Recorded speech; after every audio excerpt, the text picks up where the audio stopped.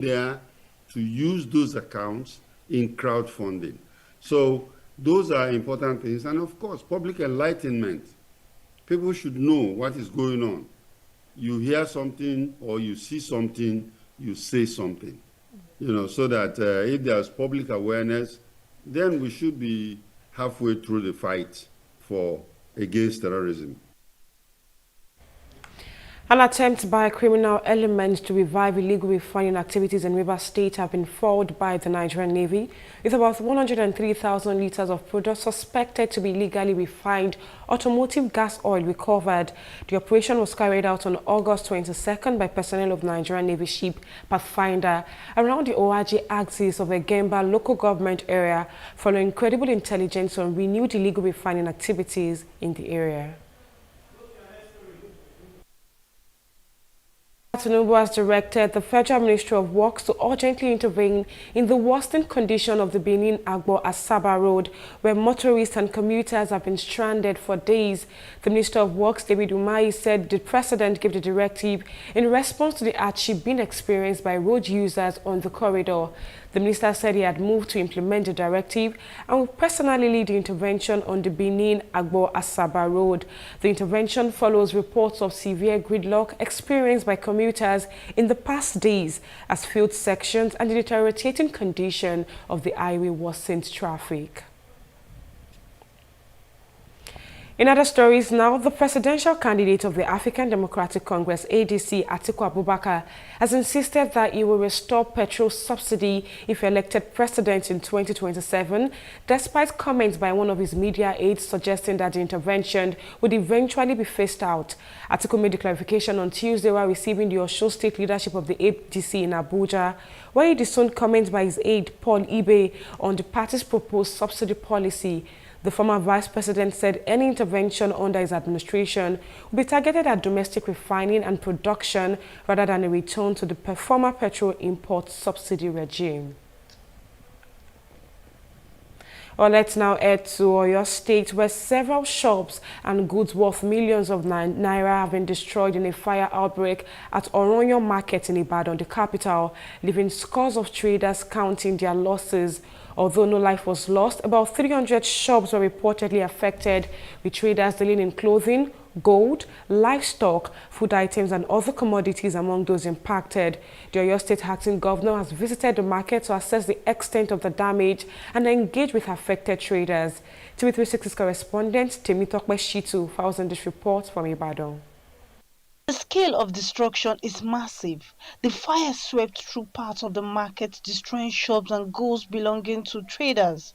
The Oronyo market serves as a major commercial hub, with traders dealing in a wide range of commodities, including clothing, gold, livestock, food items, and household goods. While the incident claimed no lives, about 300 shops were affected, leaving the traders with significant financial losses. In fact, we cannot even say the exact amount that lost. We can't say millions, trillions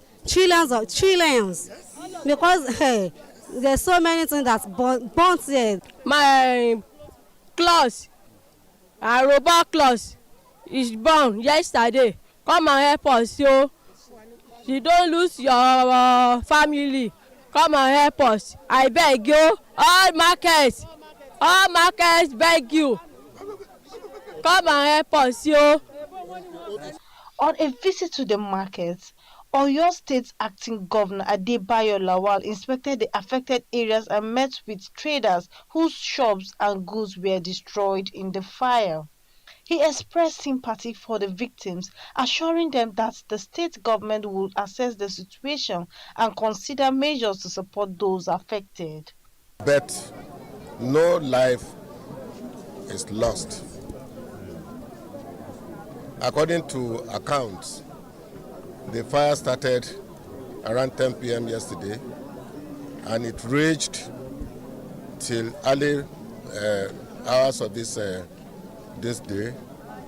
And you can see yourself as journalists that the extent of the damage is so massive.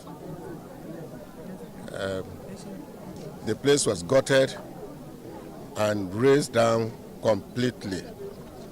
The essence of this visit is to commiserate with our market men and women and to supplicate to God Almighty. Beyond the immediate losses, the incident has raised concerns about access to the market, with the poor condition of the access road reportedly making it difficult for firefighters to reach the affected area quickly. The traders are now calling for improved access routes, stronger fire prevention measures, and faster emergency response mechanisms to minimize the impact of future incidents. To electoral matters, the Independent National Electoral Commission (INEC) has explained why it cannot conduct a voter revalidation exercise ahead of the 2027 general election, citing time constraints. INEC Chairman Joash Amupiton disclosed this in Abuja while receiving the country representative of CAS, Moritz Prenka, on a courtesy visit to the Commission's headquarters. Amupiton said a significant number of voters, particularly the elderly, who registered as far back as 2011, would need to have their record validated, but explained that the exercise could not be conducted before the 2027 polls for want of time. Today's interaction provides a valuable opportunity to align on key strategic priorities. Number one, civil and voters education, strengthening democratic culture, diversifying electoral technology, and promoting issue-based civil participation among the youth, women, and grassroots communities. Institutional capacity and legal governance, leveraging the research, technical through the Electoral Institute to build a long-term execution capacity and reinforce the rule of law within the electoral process. Countering misinformation and disinformation, deepening electoral inclusivity and peace building, and some other activities, especially operationalizing universal access for persons with disabilities, PWDs, and marginalized demographics, while fostering interagency dialogue for peaceful elections. We are here today because it's my first time being the resident representative here in Nigeria, and this is my courtesy visit. So I'm very happy to be received in such a nice way by the Honorable Chairman. I know that CAS and INEC do have a very long relationship. Our last active engagement was earlier this year in March in Lagos, where we had a 3-day capacity workshop focusing on procurement. And we at CAS were very happy to see what the future holds and where we can elaborate possible further ways of collaboration. Now, growing incident of mob violence and jungle justice are sparking concern across Nigeria, with the suspected offenders increasingly subjected to assault, humiliation, and in some cases death before facing due process. The trend has also extended to the recording and circulation of such attacks on social media, raising concerns over human dignity and respect for the rule of law. Human rights advocates and legal experts are urging greater public awareness of the dangers of jungle justice and the legal limits surrounding the apprehension of suspected offenders. TV360 correspondent Victoria Akonde reports.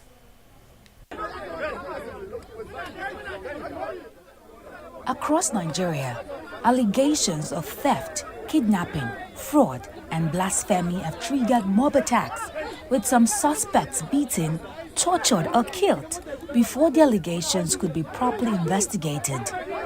The cases have continued through 2026, from the lynching of a suspected motorcycle thief in Kuje in March to the killing of an Islamic teacher and 2 travelers in Kaduna in June and July. In July, University of Jos graduate Ibrahim Mbaya also died following a mob attack over an alleged phone theft, while a suspected POS robber died after a similar attack in Oyo State. Some of the incidents were recorded and circulated on social media. For some Lagos residents, frustration, anger, and ignorance are contributing to the resort of jungle justice. Others say suspected offenders should instead be handed over to the police.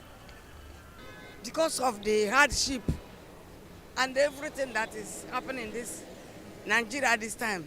They don't supposed to judge case by themselves because they have a place that they will carry the thief go to judge the case. They don't trust because some people, even if you find them say they are innocent.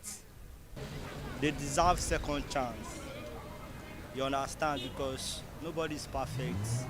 And you don't know what led them to go and steal. Once you catch a thief, take him to the right place whereby he will be judged according to his action. It's better. You steal, they should take you to the law so that the law. Okay, I feel there should be an enlightenment to inform the old, the young about things like that. That if there's a case happening like that, they should just take those people to police station instead of taking laws into their hands. Human rights advocates link the growing violence to delays in the justice system, declining public confidence, misinformation, as well as religious and tribal sentiments, warning that the trend undermines the rule of law. When there's this deliberate delay in justice, in obtaining justice or ensuring justice for the people, for the victims, that also increase this kind of situation. I think also sometimes when there's also rumor, misinformation, fake information, disinformation, this kind of tendency also do happens, and people become unnecessarily victims.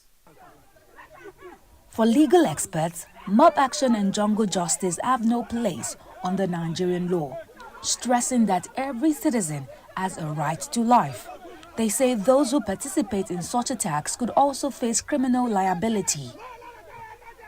1999 Constitution, Section 33, subsection 1, as amended, says that every Nigerian citizen has a right to life. The only time one's life can be taken is by an order of court. If perhaps an offense has been committed and the court say the person should be sentenced to death. In the absence of that order from a court, no Nigerian citizen should experience or be subjected to a mob action in any part of the country. Experts say greater public enlightenment is needed to discourage citizens from taking the law into their own hands, while security agencies must respond more actively to prevent mob attacks.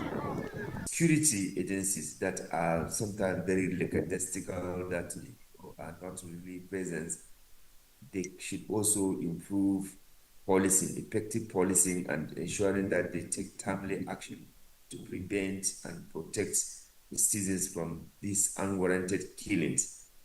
Because some of them don't even know the implication of what they are doing. They are going against the law. They don't have any right to take somebody else's life. So they should be told that, look, whenever you participate in this kind of action, you will be prosecuted by the state. And if you are found guilty, you will serve the full meal that you deserve for going against the laws of the country. As mob violence continues to spread, stakeholders warn that allowing citizens to take law into their own hands risks pushing Nigeria further towards lawlessness. They say allegations must be subjected to investigation and due process to ensure that the pursuit of justice does not become a threat to life and the rule of law.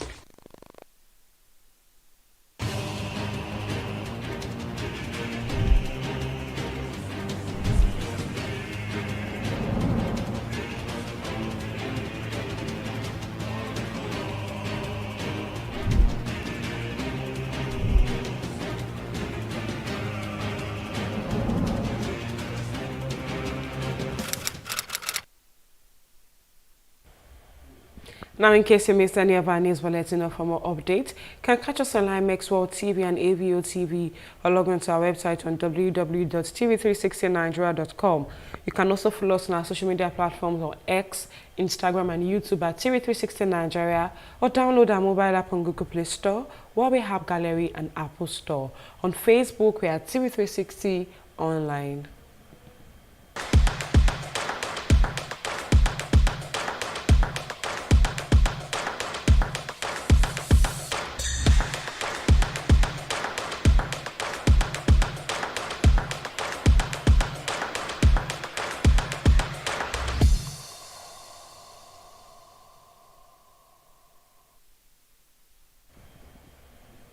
And in the world of business, Dangote Petroleum Refinery and Petrochemicals has increased the gantry price of premium motor spirit from 1,185 naira to 1,200 naira per litre, effective August 26, 2026.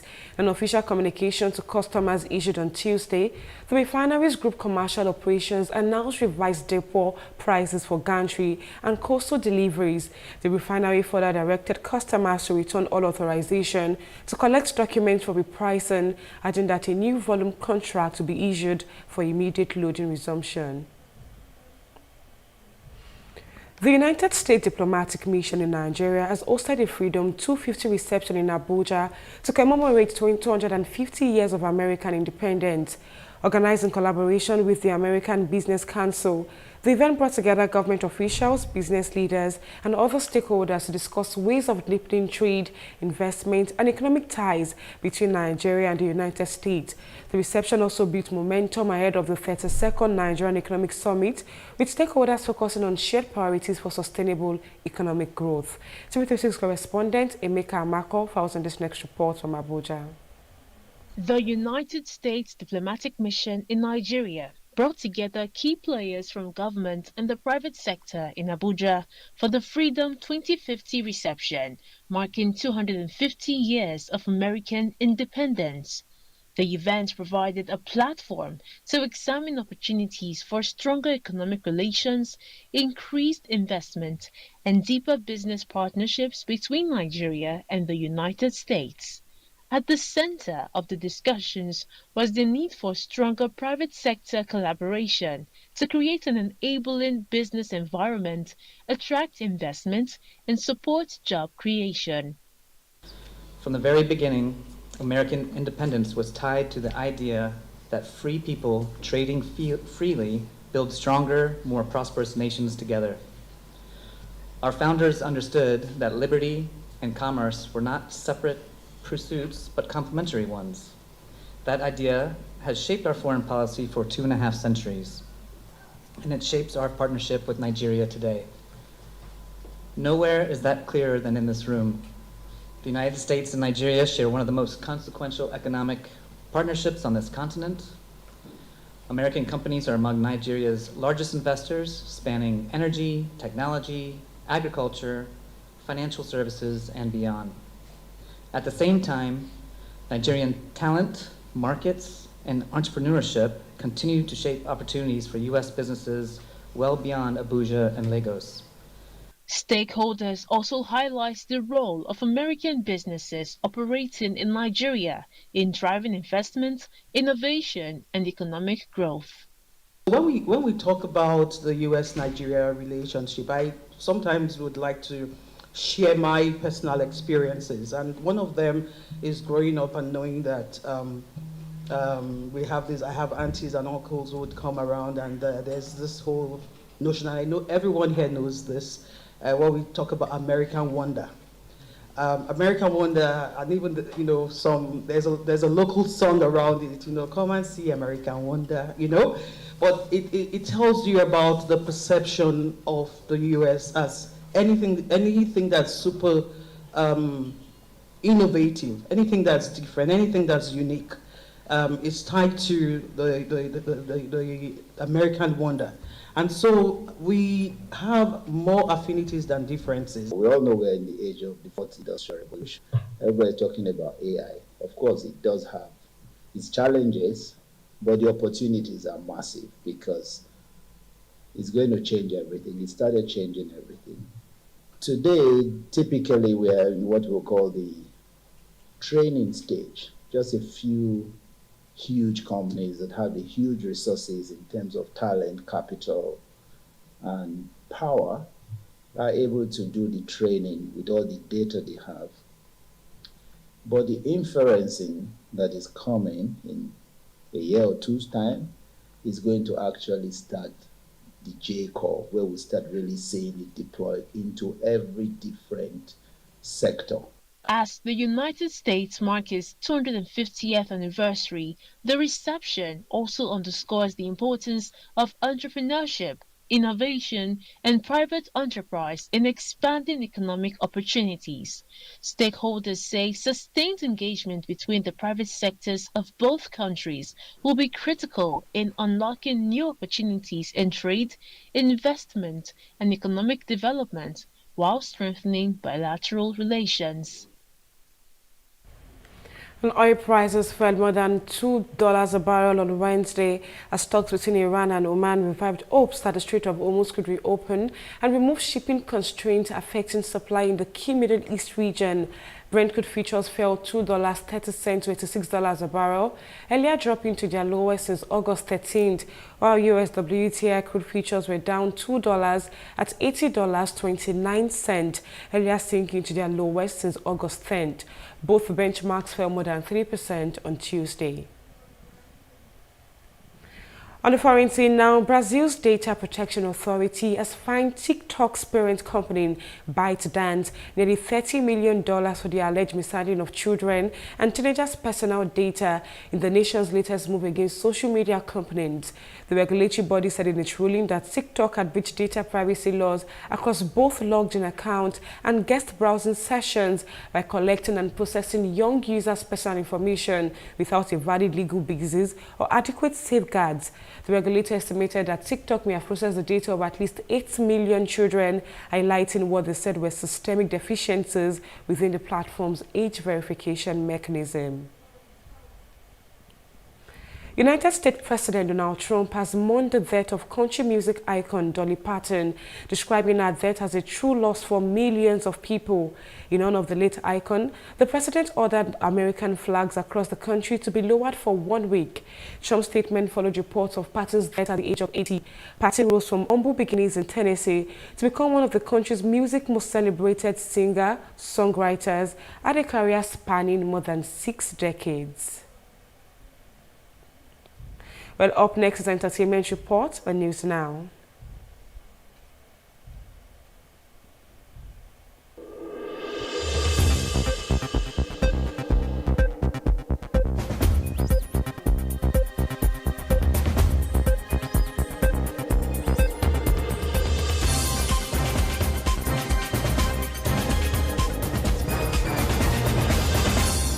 The Snaresbrook Crown Court in London has confirmed that Nigerian dancer and socialite Iwe Pascal Odinaka, popularly known as Poco Lee, will appear before the court over an assault allegation. The court confirmed its correspondence with journalists on Tuesday that the case is listed for plea and trial preparation on September 15, 2026. The court admin team lead, James Baker, said the hearing would be open to the public, but that the exact time and courtroom would only be available a day before the proceedings. Pokoli was previously reported to be on remand in a UK prison, with the founder of the Community of Nigerians in the United Kingdom, Benjamin Kuti, saying he was scheduled to appear for a plea hearing. That wraps up Entertainment Report on News Now. Victoria Akonde, TV360 News, Lagos.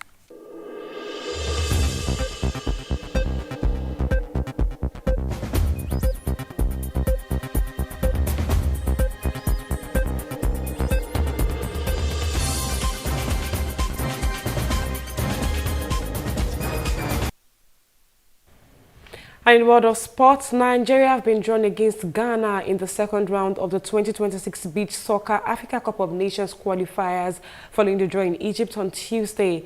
The two West African rivals will battle for a place at the Continental Tournament, with the first leg scheduled to take place between October 9 and 11th, 2026. The return leg will be played between October 16th and 18th, with both teams aiming to secure a qualification for the finals.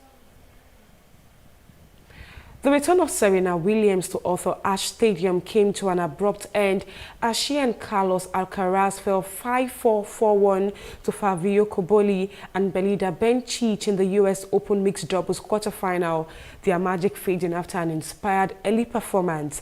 The Roland Garros runner-up, Cobolli, and Tokyo Olympic champion Bencic were too tough a task. However, as Williams and Alcaraz made early mistakes and Cobolli sealed the tiebreak with an ace.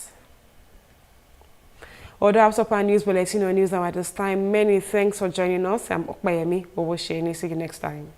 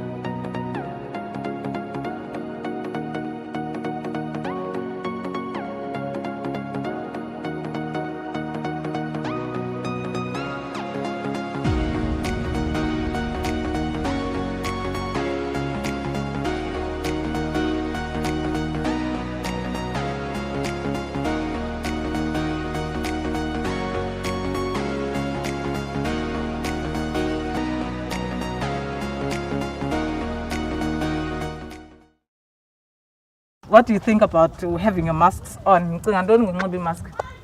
Safe. What do you think? Safe. I think youth underestimates the risk of contracting COVID virus. We are young, we're forever young, we won't die. So guys, what do you think about vaccination? Curious, Go next week. Next week? Yeah.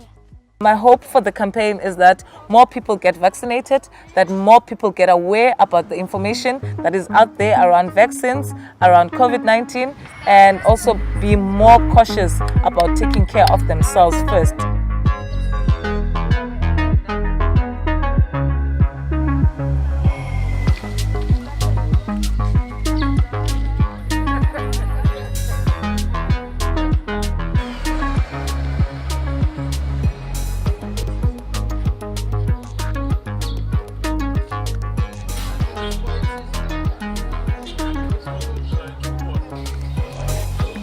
My name is Zikwana Matubela. I'm the co-founder and CEO of a bakery called Streetside Bakery in Cape Town, in Khayelitsha, in South Africa. COVID fatigue in the community is quite bad. I find fatigue in all the information that they're getting. I'm finding ignorance. It's like COVID has passed, people don't care anymore. Are you getting a vaccine? I don't want to get vaccine. Why? Based on the side effects zayo. Okay, which are? Which you get dizzy sometimes. I cannot dispute the side effects of the vaccine to say because it differs from person to person. Like I say, I also had a lump, but over 2 days the lump was gone. But for me, it was the lump for 2 days, and then now I'm happy to interact. I'm happy to go out. We are affectionate, touchy people. We love hugging, kisses to show affection. Now we have to unlearn that kind of love language. For us, it's a challenge in terms of social distancing. Have you been vaccinated? Yeah, got all of my 2 shots. Thank you, Chloe. So I'm sorted. You can actually take off the mask. Yes, I'm joking. I'm sorted, and I can even show you my card. Yes. That's what's up. No, it's fine. Okay, no problem. It's fine. Thank you. Like, what encouraged you to vaccinate, if I may ask you? It's just on my personal healthy way. Yeah, I don't want to be. Okay. Yeah, just to be safe. And your family? My brother, not yet, but I'm trying so hard to tell him to get vaccinated, but he's still on the fighting process, he's against it.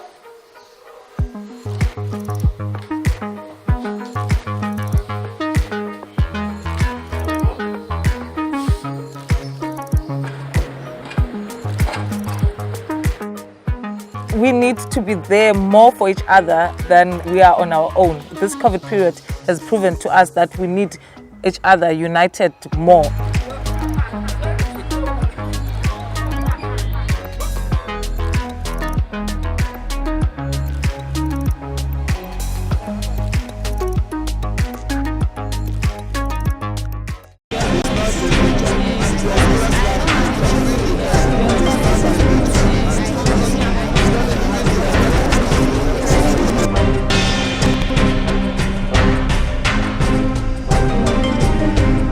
I met a friend on Facebook, a Zambian precisely, so we talked about migration, that's me coming over to Zambia for a good job. So I was into fumigation and clothes selling, mobile sales before I left.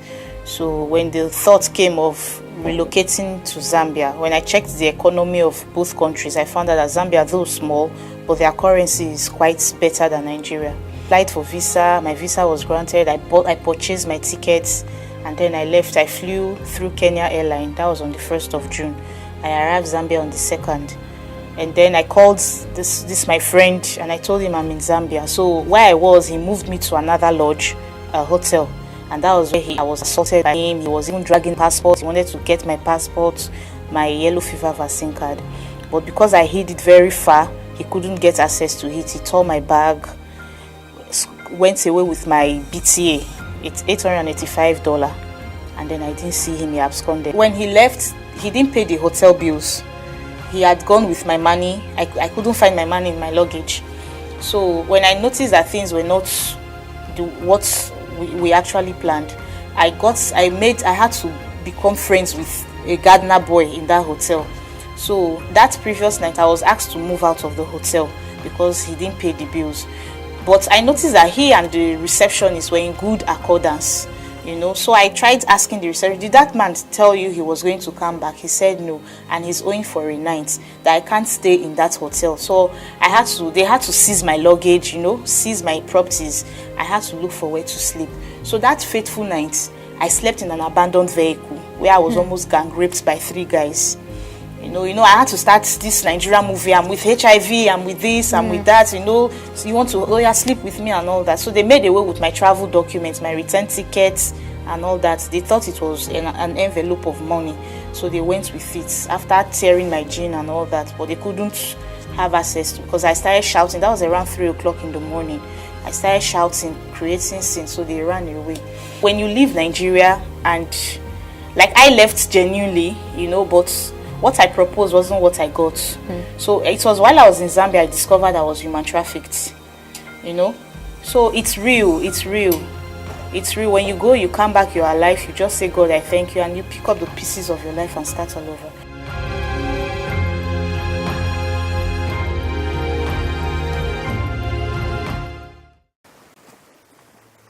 This is home for us. This is where we have been born, we have grown up. There's no place like this for us. As a community, we are not ready to move. Monkey River has always been a fishing community.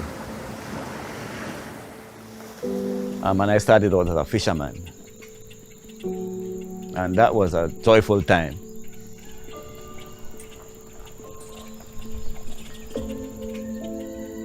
Monkey River is in a very dangerous place right now. I mean, it's on a point where people are moving away because of this erosion. We were living out there where the water is now. Got the house washed away from there. But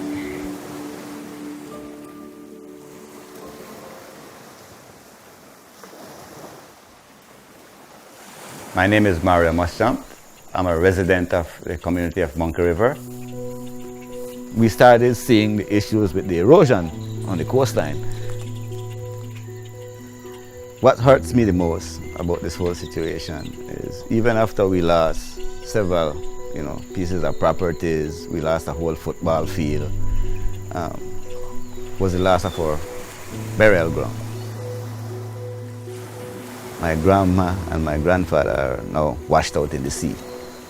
Their graves are gone. That really hurts. We have been doing our best to try and keep what we have. I don't want to see any more graves go to the sea, as a lot of my families are still there. My sister, aunts and uncles, cousins, good friends, still there, currently threatened by the sea.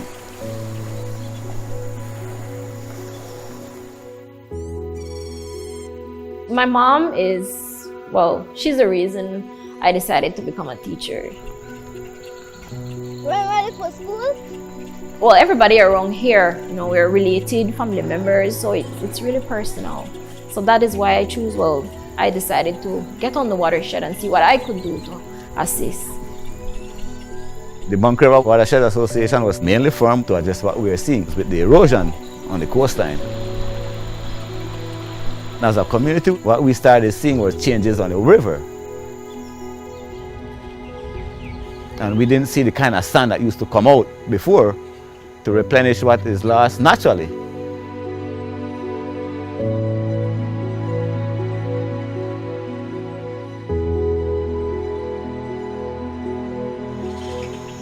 we have no beach now, but it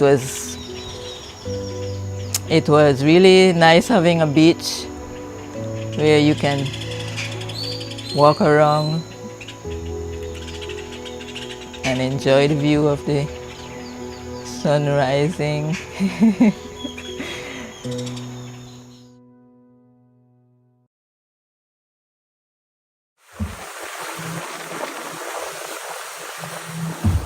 My call is to try and see what I can do to improve to better manage then what we have, because it's easier to manage what you have than to restore what you lost. So I had to get involved with the Watershed Association. In 2017, we were able to implement our first project. The pilot for the stabilization of the coastline using the geotubes.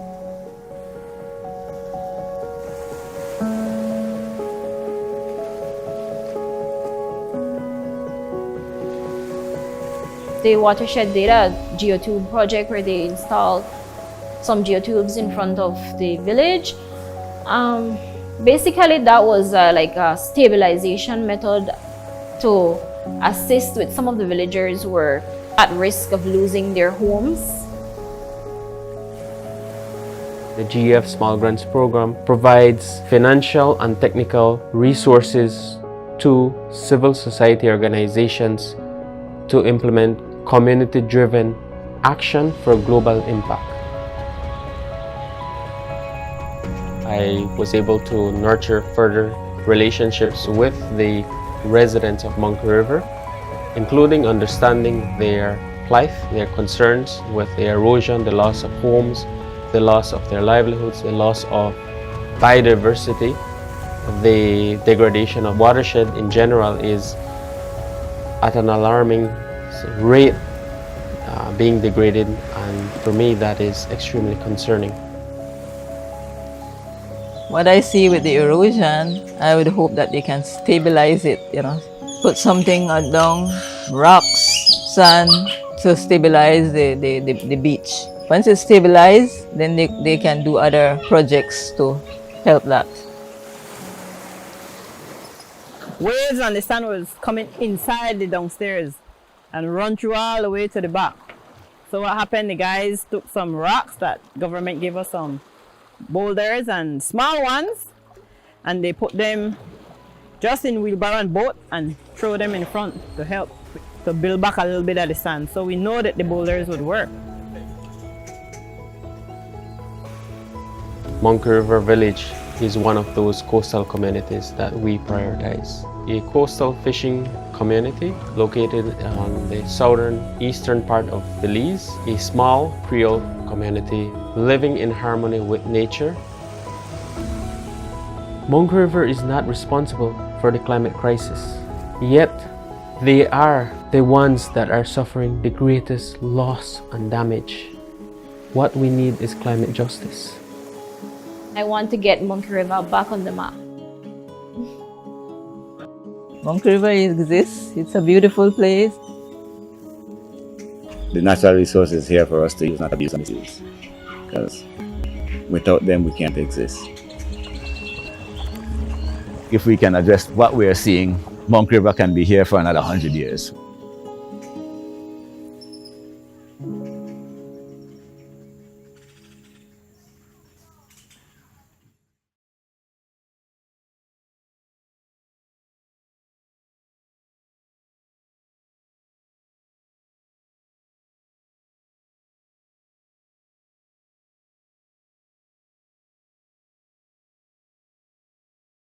There are at least 4 to 5 million lives that are saved as a result of being vaccinated, year in and year out. Immunization is one of the most effective, most impactful health interventions in all of human history, and I'd love to tell you why that is and about it.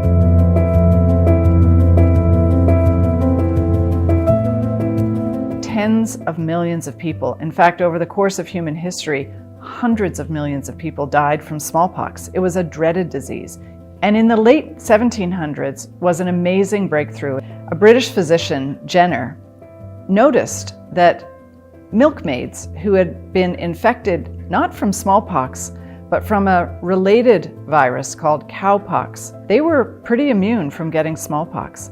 And so he used that observation to, in fact, immunize an 8-year-old boy, James Phipps, using the cowpox virus. And then weeks later, he exposed James Phipps, with of course the permission of his parents, to smallpox, and he didn't get sick from smallpox. And smallpox is a disease we don't have anymore anywhere in the world.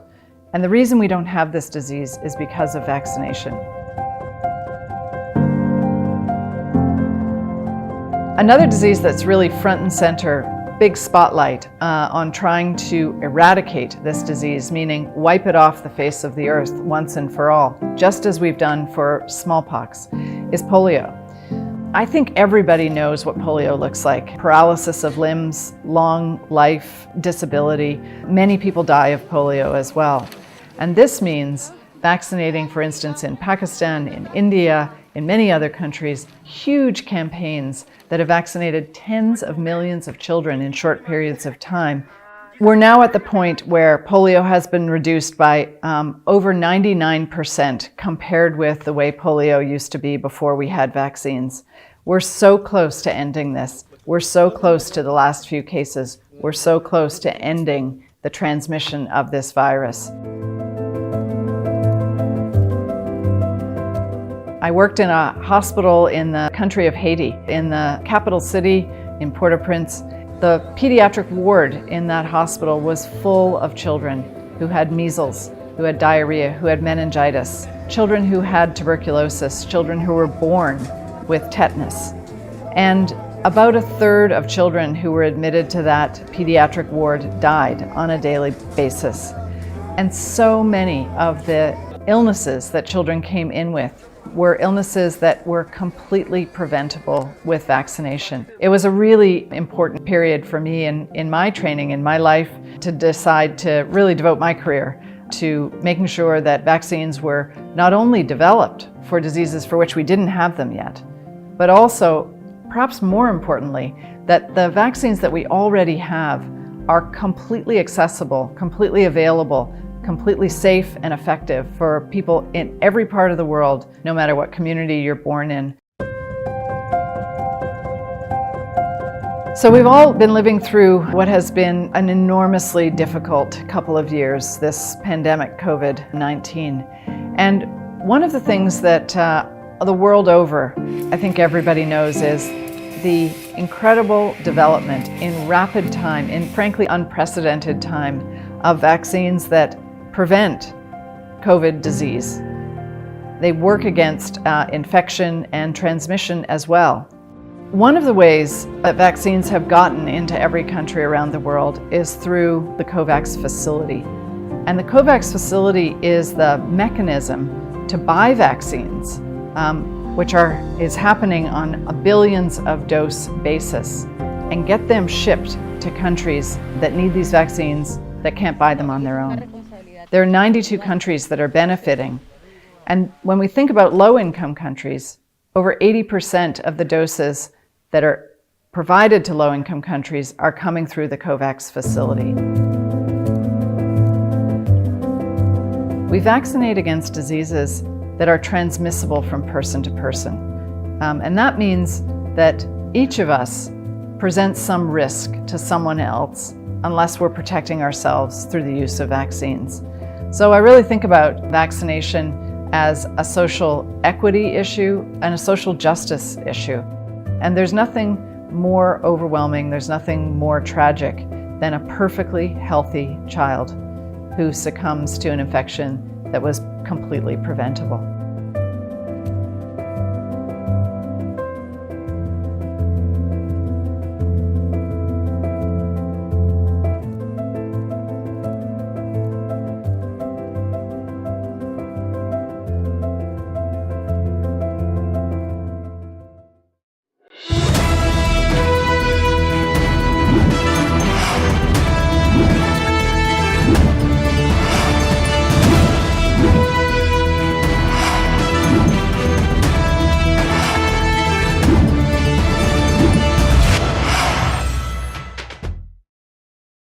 Nigeria will be impartially governed according to the rule of law.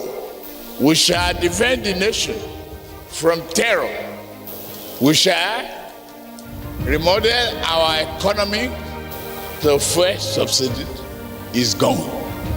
The central bank must work towards a unified exchange rate.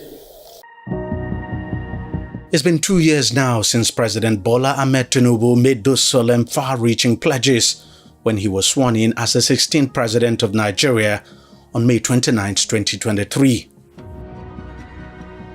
Halfway through his 4-year term of office, President Tinubu is taking some of the boldest and toughest decisions that are now placing Nigeria on the sure path of genuine growth and progress. I speak as a member of the Presidential Economic Coordinating Council, and I speak as someone who, from time to time, is opportune to have some conversations with Mr. President. His ruthless commitment and desire to see a transformed Nigeria is unrivaled. I've known Mr. President now for almost 32, 33 years. He's somebody who likes to take bold step and bold move, and he's a visionary leader. These structural reforms which Mr. President did, really, you must give him credit. Even his own enemy will give him a credit, because removing total subsidy, making it an open market, for Nigerians to be buying at the market rates, and also doing the exchange rate on top of that. On top of that exchange rate, also doing the removal of subsidy to some of us in the high class in terms of electricity consumption, because 241% increase wasn't really a small thing. But all these have actually been absorbed by people without burning tires, without this, so it was actually accepted. And this has actually reduced the drain on government's resources. But on this one, really, I think Mr. President has actually done extremely very, very, very well. Because these were things that I thought they won't happen in our lifetime, but here we are. Nigeria's economy was severely challenged when President Tinubu assumed office in May 2023. Revenue had fallen, with debt servicing taking about 90% of government receipts. Oil production had also fallen to a worrying level. The government had a mounting of foreign exchange obligations to deal with. And there were fuel subsidy obligations running into trillions of naira. Nigeria's economy was on a cliff and in an intensive unit. And we weren't sure how soon it will fall. But when he came in, within a year, Nigeria moved out of the intensive unit, moved away from that cliff, and is now in a recovery position. The economy was practically on the brink. Our external reserve position, particularly the net external reserves, were so bad that it was so difficult for us to fund our foreign transactions. It was so bad that the letters of credit issued by Nigerian banks in most cases were not honored by our correspondent banks abroad. So that created a major crisis in our external position. Then we had a major crisis with our petroleum downstream sector. We were spending anywhere between 10 billion to 15 billion US dollars importing petroleum products. So that created a major fiscal crisis. And as a result of that, we had a regime of massive printing of currency. At the inception of this administration, I think there was currency printing liability was about 23 trillion naira that was inherited by this administration. And that had very serious implications for our macroeconomic environment, for inflation, for deficit. And to make matters worse, the printing of money was done in a manner that was completely not transparent. So it was a very, very bad situation that required urgent resetting of the economy. 2 years on, and with bold and sometimes difficult economic policies, the economy is beginning to turn the corner. Government revenues have dramatically increased, just as revenue to debt service has also come down to around 68%. States and local governments now get more allocations than ever. Thus, I've been able to push out economic growth that was the highest rate that Nigeria has seen in 10 years with what we did in 2024. And alongside that growth, we have seen other great indications, reserves of close to $40 billion, unencumbered reserve has grown by about $20 billion, which is from 3.99 to $23 billion. Nigeria was able to pay its IMF debt, the one that was procured during COVID, $3.4 billion fully paid, leaving some items of interest rates and special drawing rights to be addressed. Even we have also paid down Euro bonds and the of about $2 billion of Euro bonds that we paid in 2024. And the states in 2024 alone in 2024, the states paid down 32% of their total global loans. Now I can tell you that as a member of the National Economic Council, for the past 9 months, NNPC has not brought any money to Federation account. We largely depend now on Federal Inland Revenue and Nigerian Customs and non-oil revenue as our major source of funds for Federation allocation and fiscal mobilization. The courage that has been displayed by Mr. President is quite unusual in this part. The hard decisions that we've spoken about for God knows when, he's been able to confront those twin problems. First, with regards to fuel subsidy, gulping about $10 billion every year. So he came in day one, faced that head on, and then the issue of devaluation of the currency and floating it, ensuring that there's transparency and confidence built in the last few months. Stability is fast returning to the foreign exchange market, and the country has just recorded a balance of payment surplus of $6.83 billion for the financial year 2024. I would say that we are entering what you can call a stabilization phase of the economy. The kind of volatility that we experienced in the second half of 2023 up onto the second half of 2024, those volatilities are beginning to fizzle out. From the second half of 2024 up until now, we have witnessed a kind of normalization, especially in the macroeconomic environment. Our Fitch ratings are up.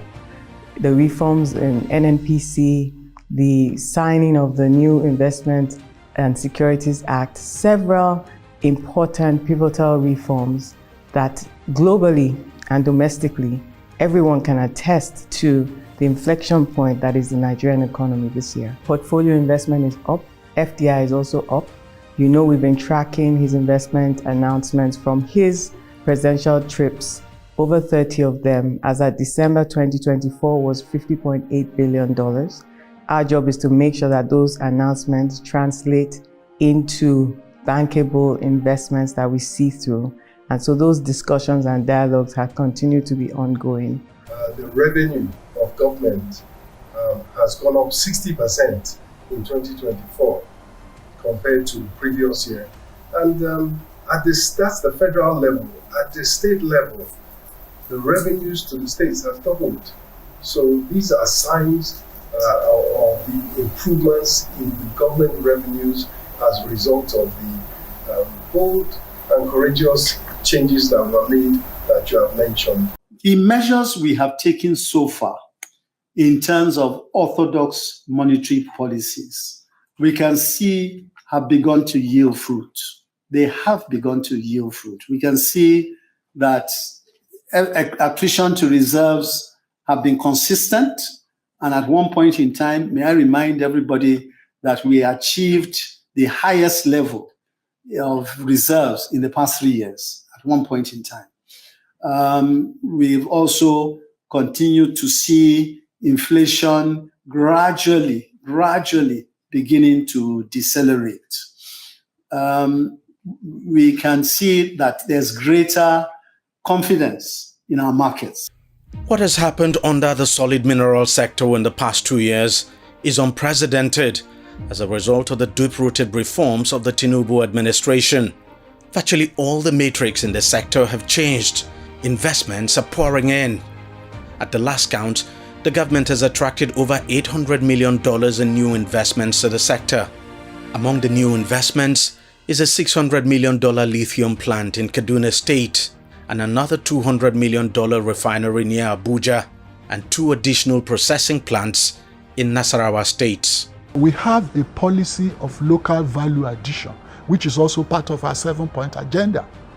And the idea is that for so long as we could remember, even before we were born, our minerals have been adjudged raw materials and they've been extracted and exported to service the industries of developed societies.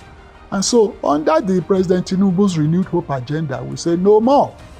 Now, we do not approve licenses from applicants who do not show us concrete plans of local value addition, which means you must process locally. Revenue to the sector has also quadrupled in just the last 1 year. In 2024, the sector generated over 35 billion naira, up from 6 billion in 2023. And this is despite receiving only 18% of its 29 billion naira budget. We created the mining marshals, which has become very popular and very, very effective in Nigeria. Now, in the last 1 year, because the mining marshal celebrated 1 year of its establishment a few weeks ago, and I reeled out these very positive and remarkable statistics. They've arrested over 300 illegal miners in 1 year of its operation. Over almost 150 are undergoing prosecution across the states in the country. And we've secured over 9 convictions, including foreigners involved in this nefarious activity. And this has really helped us to send a strong message and signal to the operators in this sector that it's no longer business as usual. Some of the tough but necessary economic reforms of the government have not come without some difficulties for Nigerians. But the government has responded positively to ameliorate the situation. It's increased the minimum wage to 70,000 naira. It's also established the Consumer Credit Corporation with a provision of over 200 billion naira to make consumer credit more accessible. Hitherto, Nigerians, especially the working class, find it extremely difficult to get money to buy cars, to build houses, to buy even household appliances. The President Bola Ahmed Tinubu thought there shouldn't be any reason why an average worker in Nigeria should worry himself because he wants to get some essentials of life. And so Credit Corp was established, and it's gladdening to note that it has done so well. So many Nigerians have been able to access that. Another strategy to ease some of the fallouts of the economic reforms is a presidential CNG initiative launched by President Tinubu in October 2023 to facilitate the adoption of natural gas, a cheaper alternative fuel following the removal of petrol subsidy. Since its official rollout in May 2024, thousands of Nigerians and even government agencies have embraced the program, making the switch to CNG. We've attracted $491 million of investment to auto CNG, which has created 9,000 direct jobs and 75,000 indirect ones. To this end, the Nigerian conversion capacity of vehicles from pure petrol and diesel to turn them to biofuel vehicles was also raised by almost 3,000%, with more than 200 new conversion centers established in this past year. In addition to the CNG program, the government has rolled out and supported several other initiatives to cushion the impact of its reforms. There is the Presidential Conditional Grant Scheme, which provides cash grants to micro and small businesses. So far, over 700,000 nano businesses have received 50,000 naira each, while micro and small businesses have received ₦1 million naira each from the scheme. The citizens have made a lot of sacrifice in the reform process. So there should be a way to ensure that the benefits of the reform trickle down better to the ordinary citizens. In other words, we need to democratize the benefits of the reform. because the citizens are still worried about the cost of living, especially the cost of basic things like food, the cost of transportation, the cost of health care, the cost of education. Those things are still big issues.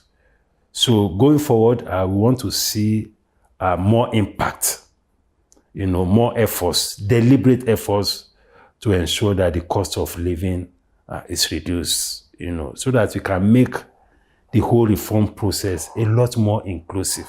Determined to ensure every Nigerian who desires tertiary education is not in any way hindered by funds, the government launched one of the most consequential education initiatives in the history of the country. The Nigeria Education Loan Fund, NELFund for short, provides interest-free loans to students in tertiary institutions who desire the loan to enable them pay their fees and for upkeep. Beneficiaries of the interest-free loan are only expected to start paying back 2 years after they secure jobs upon graduation. The government has made available over 200 billion naira for the takeoff of the initiative. This scheme was designed and introduced by the President of the Federal Republic of Nigeria, President Bola Ahmed Tinubu, GCFR, whose vision it is to ensure that everybody has access to education at tertiary level, and those who are coming up to tertiary level have the hope that they can rise to the highest heights without having to worry about funds. So we've disbursed in institutional fees somewhere in the region of 30 billion naira. For the upkeep, we've disbursed 24 billion naira. So we have disbursed a total of 54 billion naira, and by our numbers, 293,000, so just short of 300,000 students have directly benefited, have directly received or should have received value from our disbursement. The initiative is helping many young Nigerians achieve their dream of getting tertiary education, as funding is now no longer a barrier. Today, no child can be denied access to higher education because he comes from a poor family. He wasn't born to wealth and privilege. Some countries in Africa have visited Nigeria to learn the mechanics of this program. It's a landmark program. The passage of the Petroleum Industry Bill in 2021 set the stage for a revolution in Nigeria's oil and gas industry. That revolution is now beginning to happen under the watch of President Bola Tinubu. Before this government came, and it's very fundamental, there were a lot of, companies that were divested. And as they were divesting, the investments were frustrated. But when this government came, we went around the world campaigning that come and invest in Nigeria. And the question was asked, the companies in Nigeria couldn't divest, so how can I bring my money to invest? If tomorrow I want to divest, how do I divest? And we told them that, look, this is a new government with a new direction. And so we have been able to successfully, allow the divestments.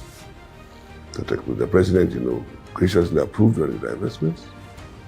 And today, Nigeria's story has changed, and Nigeria is a country that you can bring your capex to invest and also divest as well. For someone who has this experience, to see today an administration that allowed the Seplat Exxon transaction to go through successfully, I commend it. It's not me, Tony Miller or Holdings Group buying it, it's others, but I commend it. Those are the signaling effect people want to see, investors want to see, that brings them to invest in the country. And by the way, not just investors come to invest, financiers, because we need capital. Those who will release that capital want to make sure that where the capital is going to is conducive. So when you approve Seplat Exxon transaction that has been on the table since life started, it is telling, a signal. You don't need any CNN advertisement. Investors are now showing renewed interest in Nigeria's oil and gas sector. In December 2023, French energy giant Total Energies committed to invest $6 billion in the country's oil and gas industry. Other IOCs like Shell and ExxonMobil have also demonstrated similar commitments in the region of $13 billion. There are investments that have run into tens of billions of dollars. There is also another investment that is coming that is about $20 billion, but it's good for it to come. And it is announced, when it is right. But we are very close. I believe that within a very short period, that announcement will be made. The country's refineries are now coming back on stream. Together with the privately owned Dangote refinery and other modular refineries, they've helped to cut Nigeria's petrol import by around 50%. It's now only a matter of time before the country completely ends petrol import and safeguards foreign exchange. Within no short period of time, we will have 1.2 million barrels of refining capacity. What that does is, of course, it makes us self-sufficient in petroleum products. It gives us the ability to export petroleum products efficiently, formally, legally, and profitably. But more important than that, along with that refining capacity comes the production of industrial raw materials from the adjoining and complementary petrochemical complexes. Oil theft and other constraints still remain threats to the country's crude oil production target of at least 2.1 million barrels per day in 2025.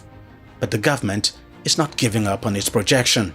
Oil theft, was a major challenge as we came, but, with the collaboration of security agencies together with civilian contractors, we've been able to, reduce the oil theft. And that is why you see the increments that we've made, over the last 2 years. But we will continue to improve on what we have been able to achieve. On security, I speak as a significant investor in the oil and gas sector in Nigeria. Our group, as Energies, we are the third biggest producer of oil in Nigeria today. We produce over 50,000 barrels of oil on a daily basis. In December 2021, I tweeted and I cried out because we will produce, and what we'll get at the end, when we put in the pipeline, we'll get 3% of total production. And so we cried out and we shut down. We said it's totally unsustainable. We are working for thieves on the country. And that is the manifestation of insecurity. Now, fast forward to December 2024. Our recovery is 100%. What you put in the pipeline, you get at the other end.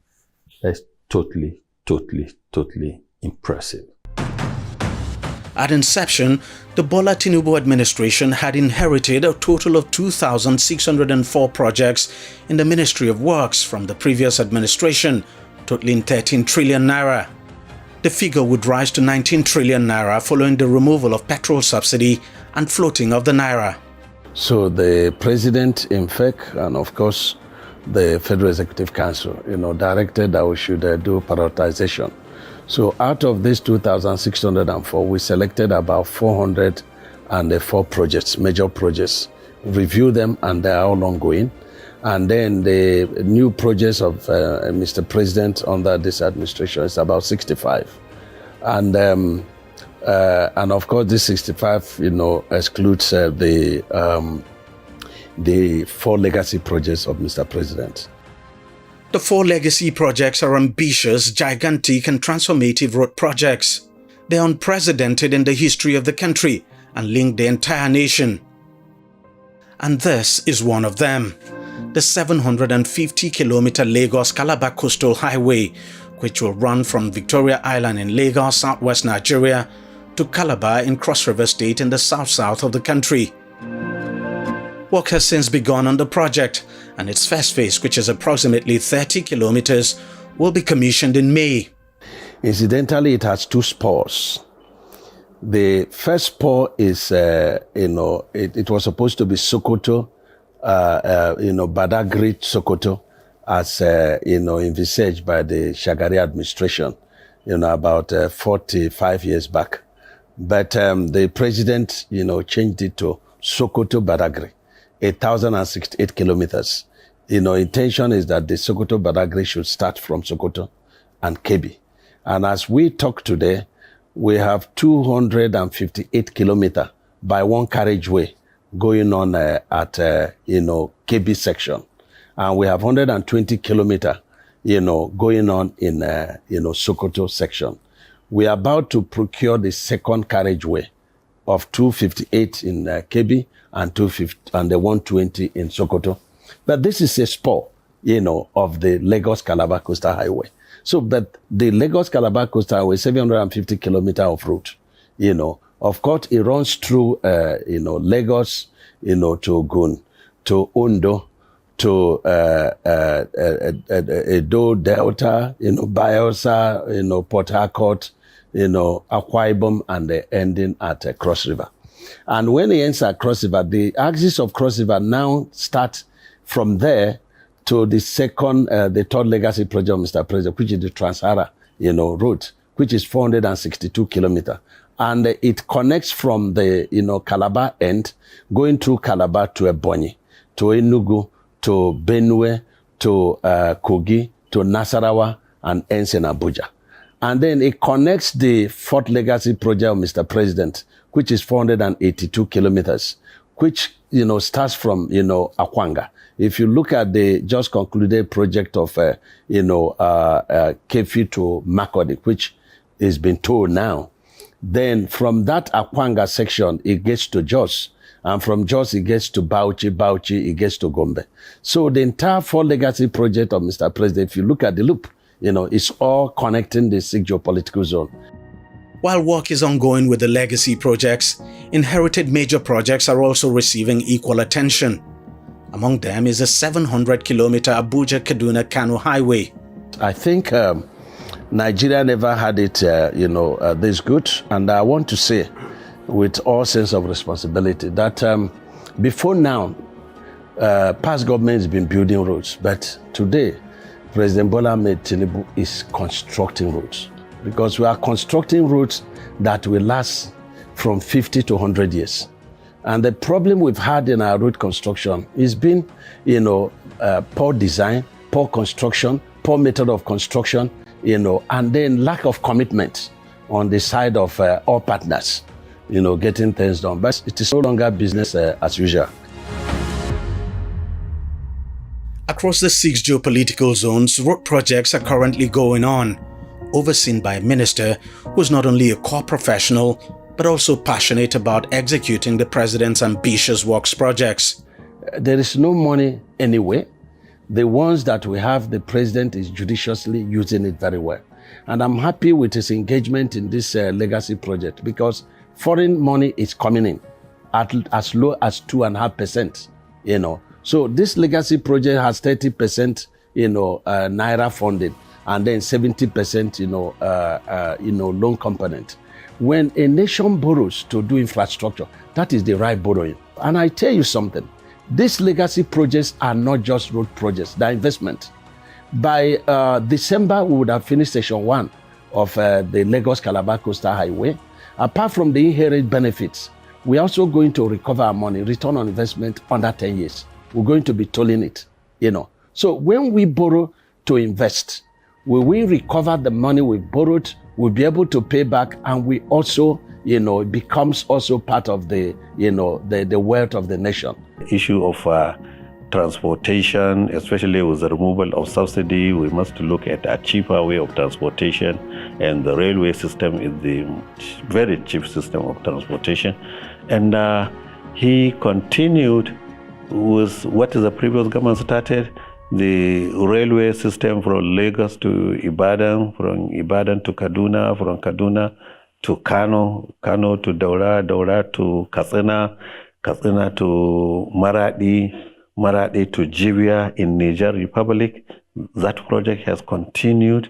Work is going on now, and the AKK, Ajakuta, Kaduna, Kano gas pipeline, which is absolutely necessary for the industrial development, especially in those industrial cities like Kaduna, Kano.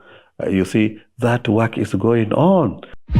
To address the housing challenge confronting the country, President Bola Tinubu, on assuming office, launched the Renewed Hope City and Estate Housing Initiative with a plan to build 100,000 housing units over a period of 3 years. That plan is now fully on course. Thousands of homes are currently being built across different states.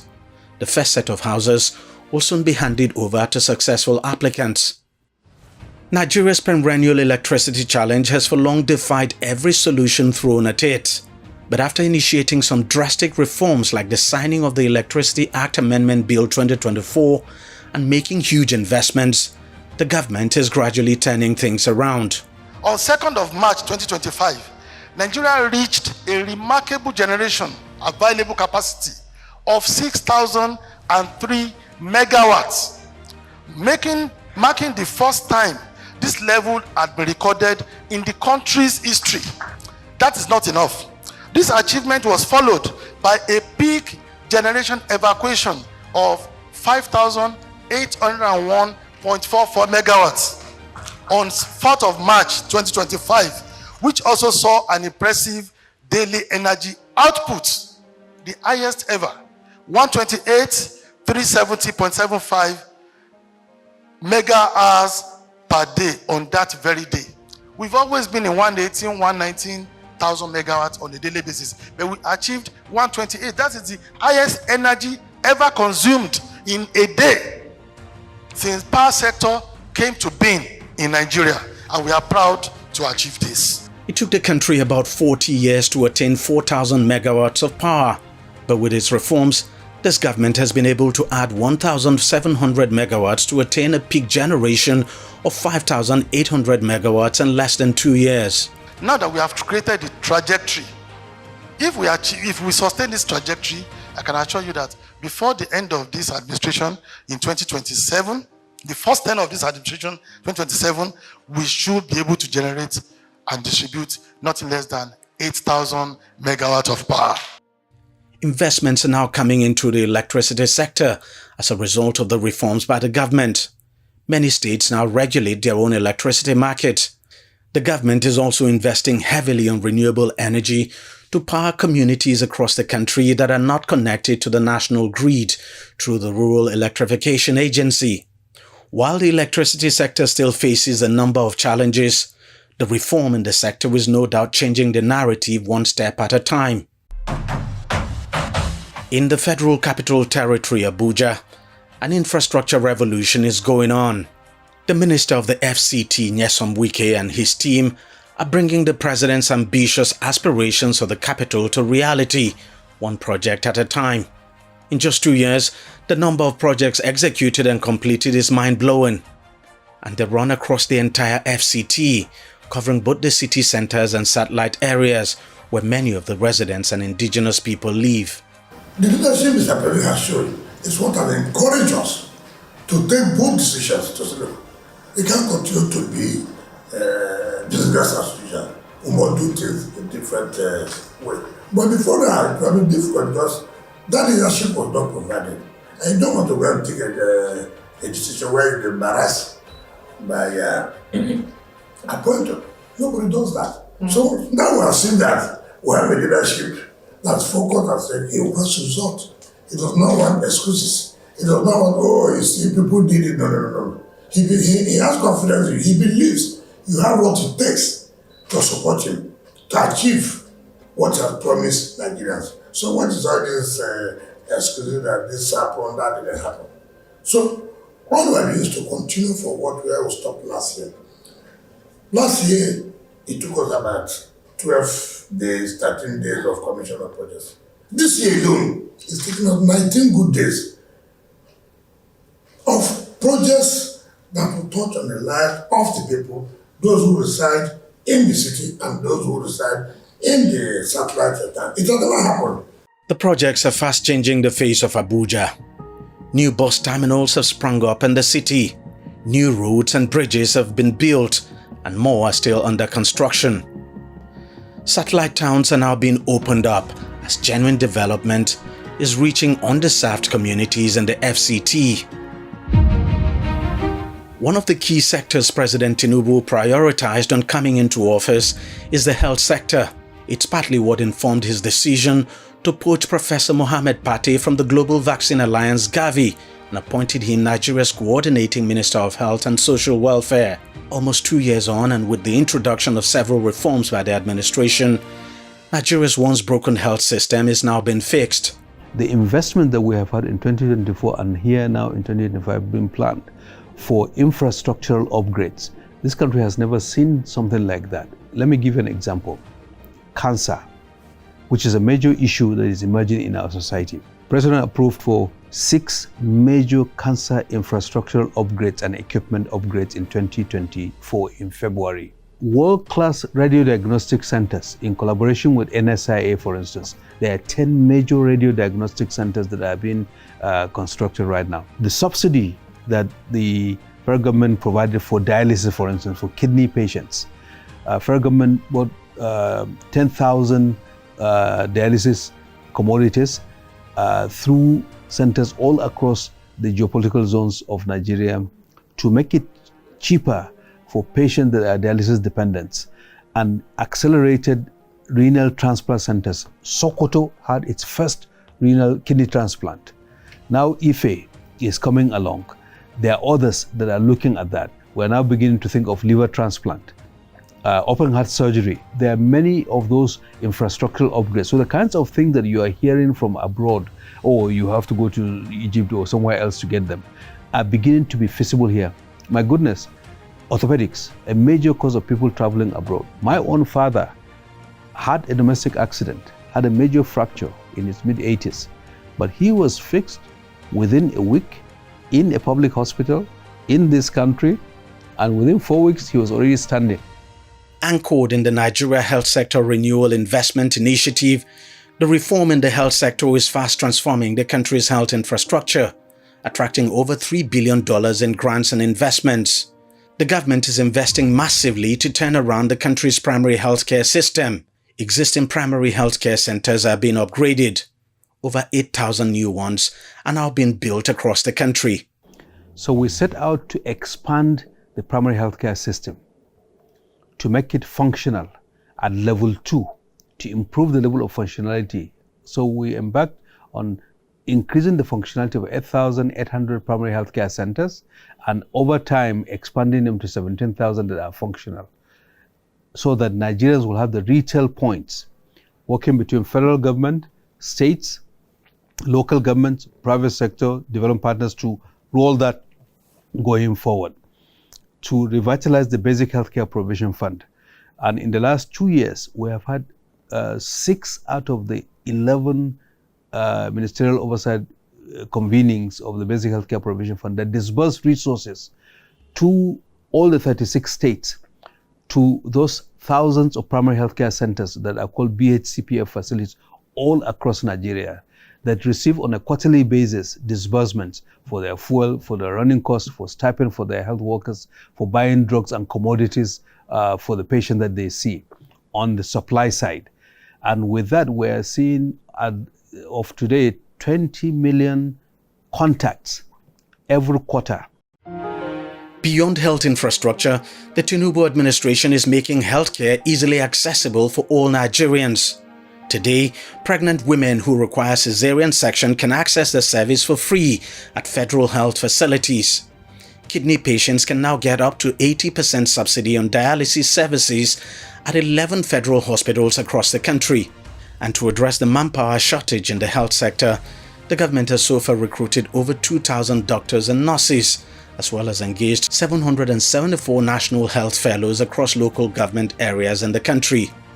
Over 600,000 health workers have also been retrained for better health services. All in all, I think if you take the 2 years of this president's tenure is the midterm, I would say that we've turned around what was a very complex, underfunded, hyper-fragmented sector that underperformed relative to its peers, to one that is being recognized in the continent and beyond the continent as one that is on a trajectory of much better performance and also is being touted as a leader.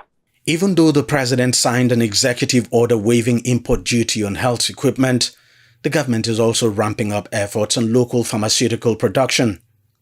By 2027, it is expected that 60% of health products, including personal care products, will be manufactured in Nigeria. For over a decade, Nigeria has battled myriad of insecurity challenges, pushing the country to the brink.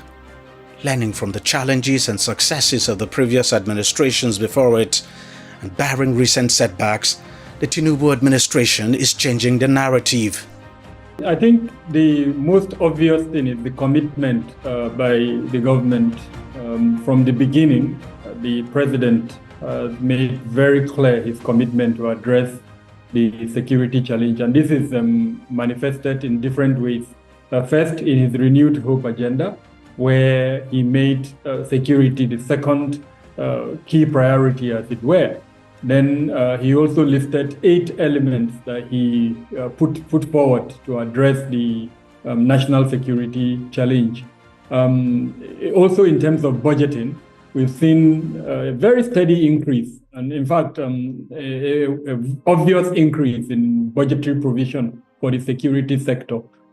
From what he inherited at about 1.something trillion to 3.6 trillion thereabout, which is the last budget, the 2025 budget.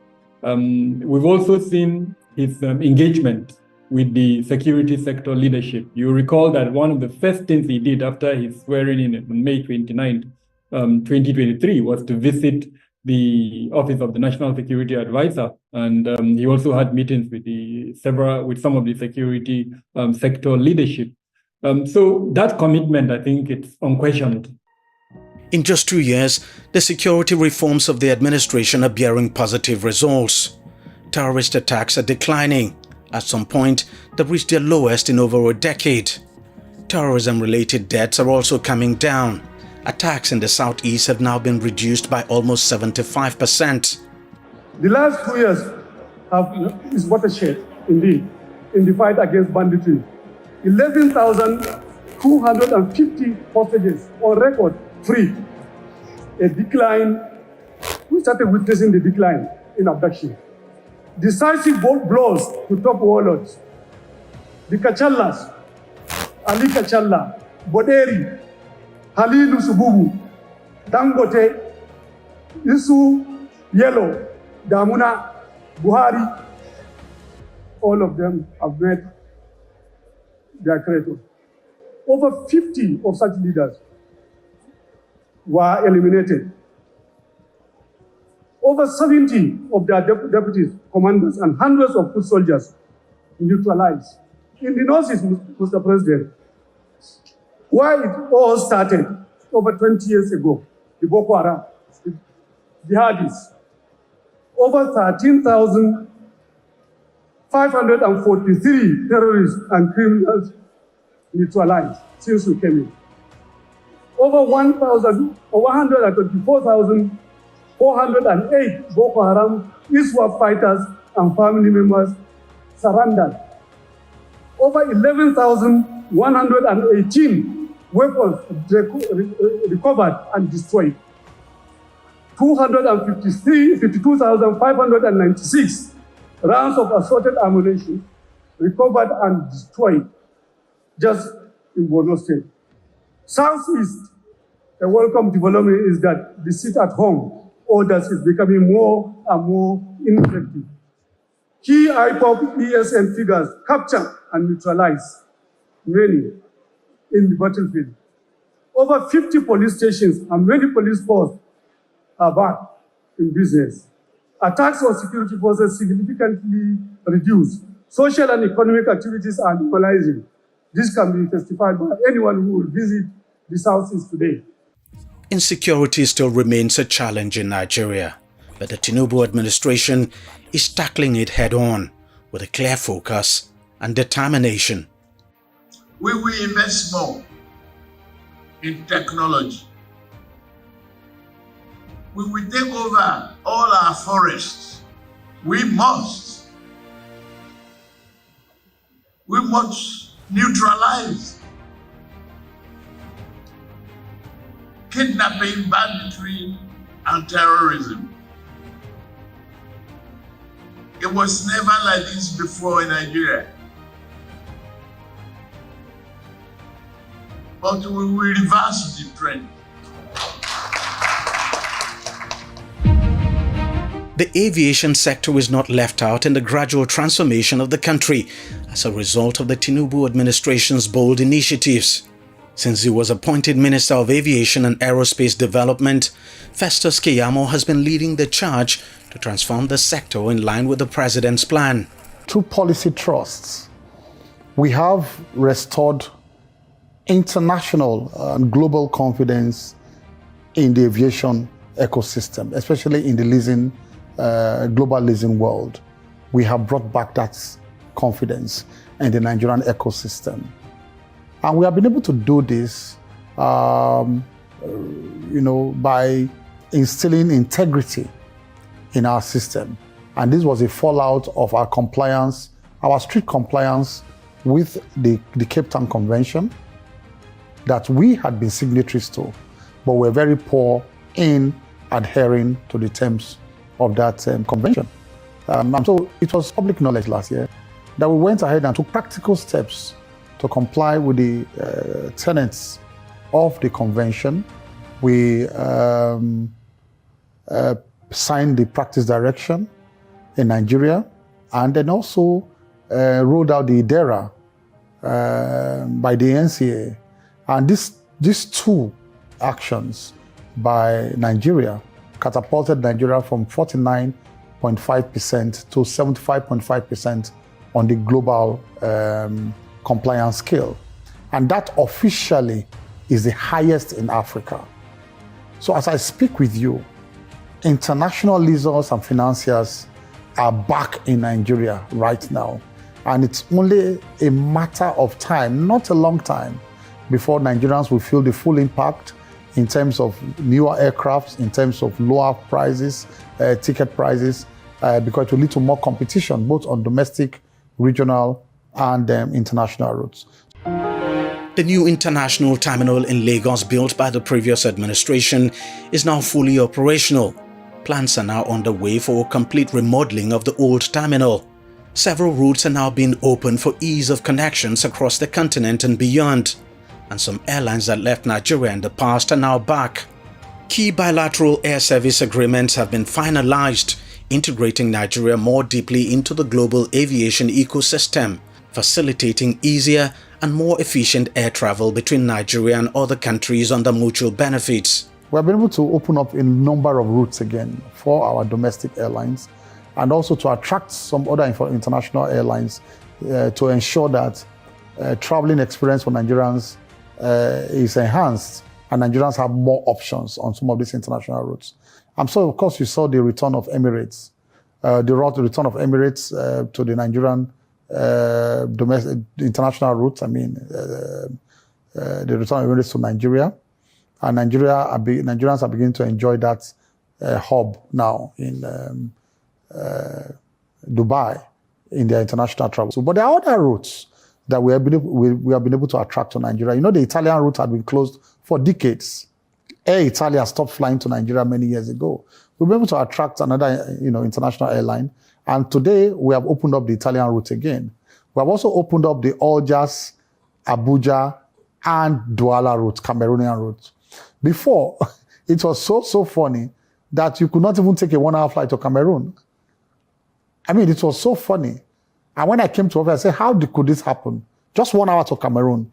You have to fly to Addis Ababa first and maybe spend one night before you now connect from Addis Ababa to Cameroon. Or you fly to Togo first, because Togo has a small hub there.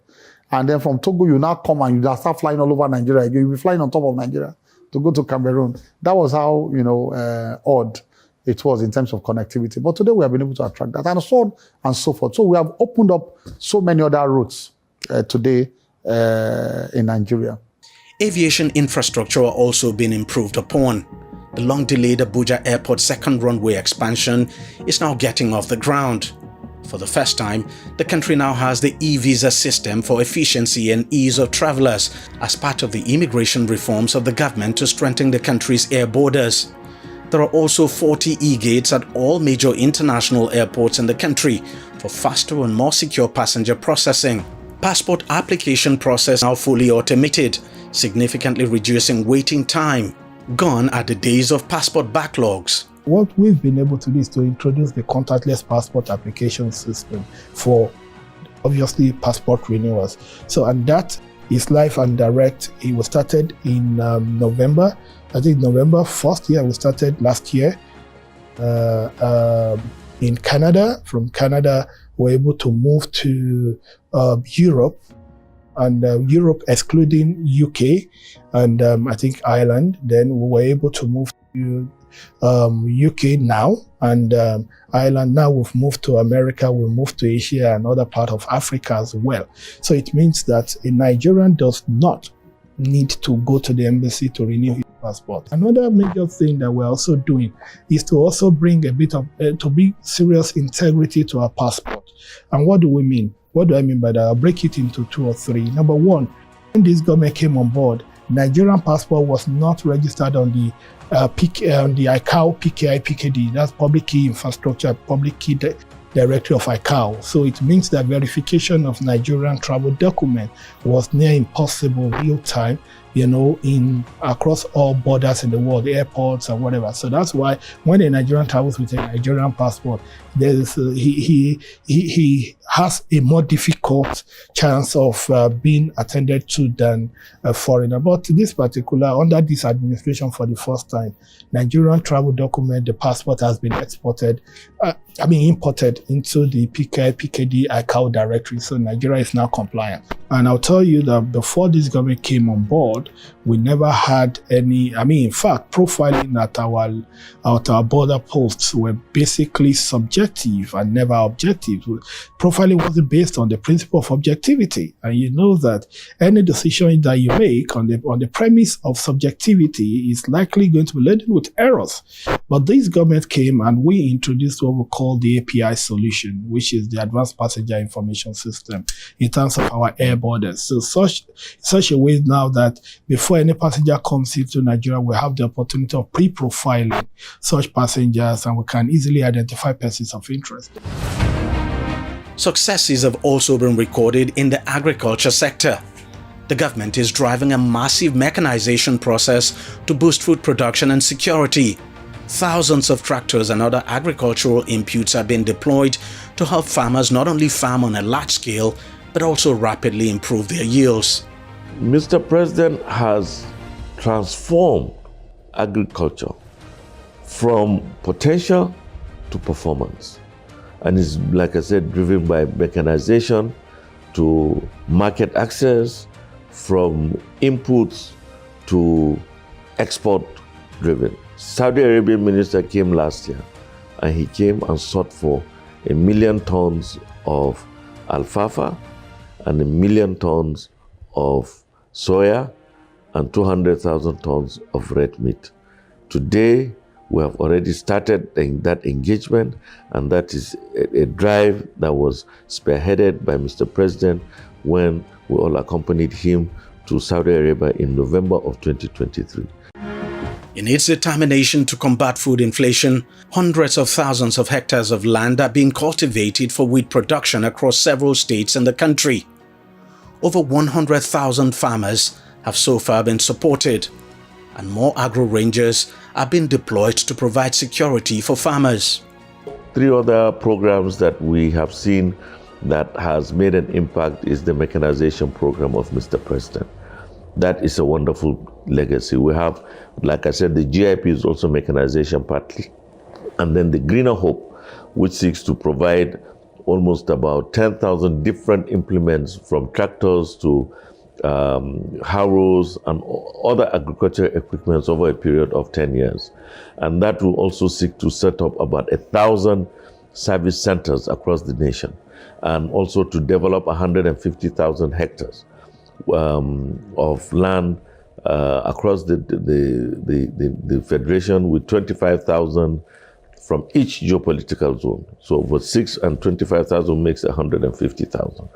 So those two, the Belarus tractors and John Deere, are procurement. The GIP and the Greener Hope are collaborative efforts. So we have already started receiving, right now in Abuja, we have almost 700 tractors on ground out of the 2,000 from the Belarus. And very soon, Mr. President is going to launch those tractors. The First Lady, Remi Tinubu, has taken a very keen interest in the agriculture sector and has been very supportive of efforts to make Nigeria food secure. In her quest to attract young people to farming, she launched the Young Farmers Club Nigeria in collaboration with the Ministry of Agriculture and Food Security as part of her pet project, Renewed Hope Initiative. The Young Farmers Club Nigeria aims to revive Nigeria's indigenous occupation of farming, create employment opportunities, diversify the economy, and ensure food security. Agriculture has always been the backbone of our nation. From time past, we have tilled the land with our hands and hearts, to the present, where agriculture continues to be a crucial part of our daily lives and economy. It is clear that farming is not just an occupation. It is a way of life which can create employment opportunities for a teeming young population, help diversify the economy, and put food on our tables. As I reminisce, I remember the groundnut pyramids and cotton plantations in the north, palm oil cultivation in the east, cocoa and rubber plantations in the west and the southern part of Nigeria. I believe all of these can be resuscitated and scaled up with modern techniques and mechanization. So far, many young people across the country have signed up to the initiative and beginning to take to farming. Gradually, misconceptions about farming among young people are changing. There have been so many positives for the country in the last 2 years. Indeed, some of the reforms have come with initial challenges, but they are now being overcome, and light is beginning to appear at the end of the tunnel. A lot has happened in the last few years that's commendable. I'll call it, these 2 years have been the years of reform. Going forward now, the idea is to ensure that these reforms, the benefit of these reforms, really reach the people. Let's do the hard work. And it will take time before the results become widely apparent. But we are seeing changes that are showing us that we are on the right track. We have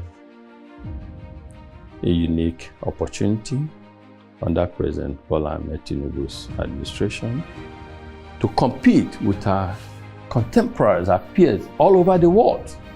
You need home government support to compete, and we have it.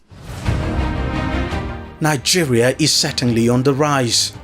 With the Renewed Hope agenda, the Tinubu administration is fixing Africa's most populous country and getting it to fire on all cylinders.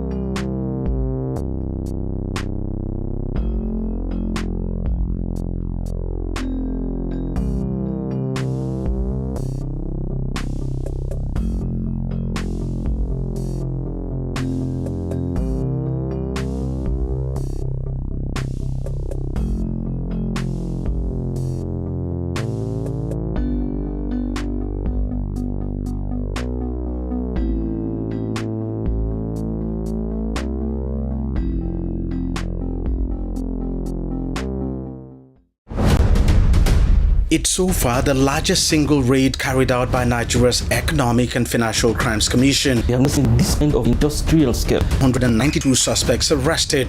Their audacity is unrivaled. The details are chilling and mind-boggling. We also discovered that some of them were ex-convicts. This was the height of massive cyber fraud in plain sight. We decided to bust them.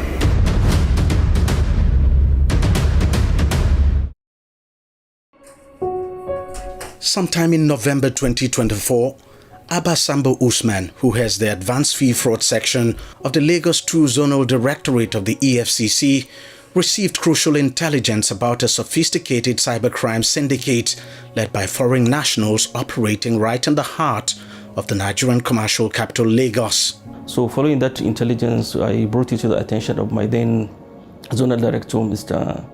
Michael Wetkas. So he authorized the commencement of surveillance to ascertain the veracity of the information that we received and to develop strategies for essentially combating the threat and executing a successful operation there. The intelligence would be escalated to the highest level of the organization. We processed intelligence and we realized it was actionable and proved that the intelligence should be investigated, and we set up our apparatus. Obviously, we monitored their activities for close to 3 weeks through our various tactical and surveillance operational approaches. And we confirmed that these guys were actually there, carrying out nefarious activities in violation of our financial crimes laws. The intense surveillance would reveal a trove of shocking information. They recruit their workers online and physically based on recommendation from the people already working with them. They get more other people to come. So once you go through the recruitment process, which is to first of all your typing skill and how fast you are in typing.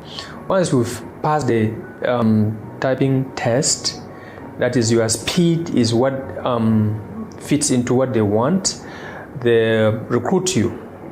Once you are recruited, you are moved to the next line. The next line is a place where the supervisors will give you a new identity.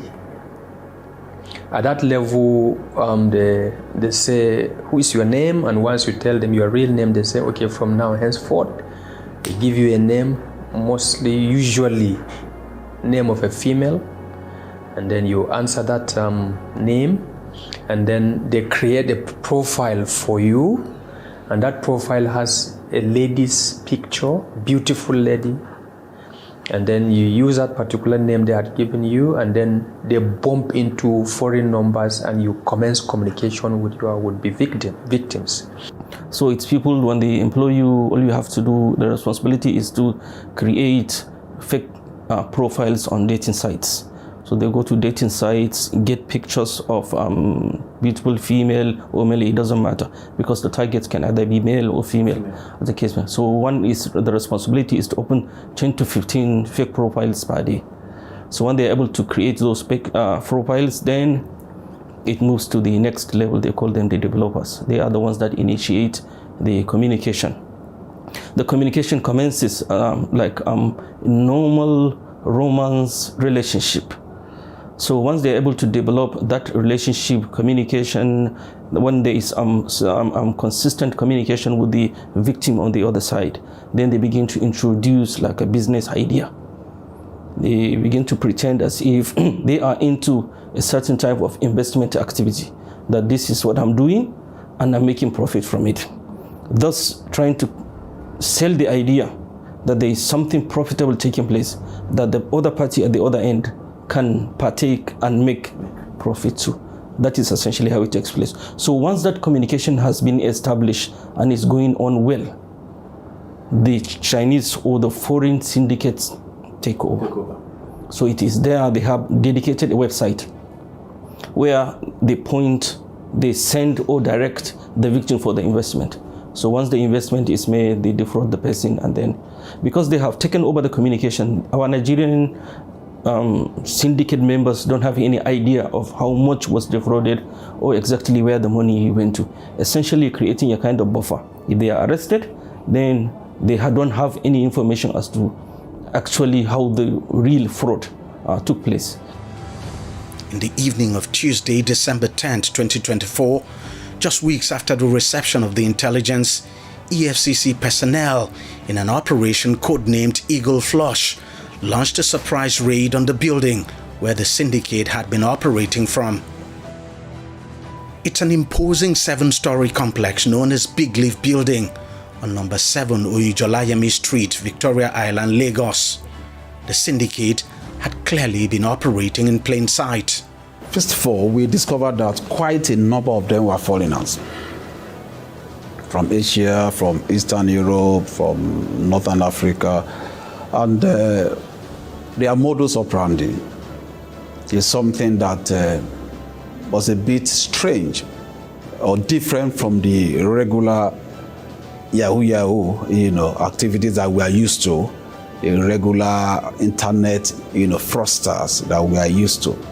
We discovered that these guys came in with a mind of using the identity of Nigerians to perpetrate their crime. And it's mind-boggling that we discovered that about 194 of them, now from various countries. So they formed the syndicate. If it were to be just a group of people from a particular country, that would have followed the normal trend, pattern that we are used to. Now, all these people were able to get themselves together from various continents, and now they are able to create that criminal cell in Nigeria was quite mind-boggling. Another thing that we also discovered was that it's not just only Nigerians Nigeria that they are operating. They are operating in other countries in Africa. They are operating in other parts of Europe. They are also operating in other parts of Asia. So those are things that we were able to discover.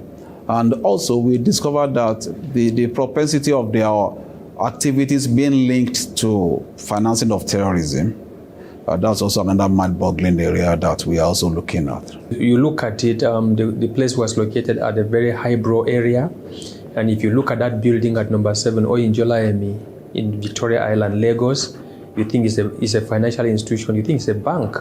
So anybody who was recruited in that place was likely to think that he had a very, very profitable and legitimate venture.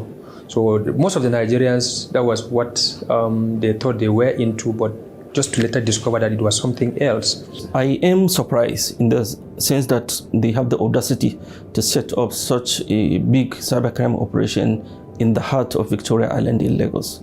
But the issue of being in plain sight, it is actually not in plain sight. They have taken steps to cover their track that if you don't actually know, you will never know that that is what is happening. Now, in the building that they rented, the fence, they used some metal sheets to cover the whole of the face of the building and painted it black. There is no one walking across the street. You look to the side of the building, you will get an idea of what is happening because it's completely blocked. Now, they have a hostel where they house the Nigerian cyber criminals. They ferry them from that location in buses that have tinted glasses. So they will move them from the hostel, check them into the premises, and then they proceed to their office. Just walking by, anybody casually walking by would never know that that type of criminal activity is taking place. And I think the main reason why people got to know is because they are always looking for new employees. So because people come to take the test, so that's how the word began to go around that this is happening in so place. So it's actually in plain sight, but it's pretty much concealed that the ordinary person on the street will not actually know.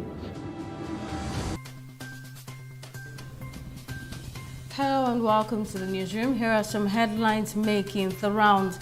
Ahead of the 2027 presidential election, the presidency says the APC Presidential Campaign Council list remains valid and will only be adjusted when necessary. Special advisor to President Bola Conti.iv in that particular scheme is a foreign scheme. It was done abroad. And then our investigation revealed that in that scheme, they had raked in over $97 million. And then it is from that fund that was sent to a particular wallet. And then in USDT, digital currency. And that money came in, and then it was cashed into fiat currency here in Nigeria. And that was what they used to establish the business in Nigeria. Most of the funds were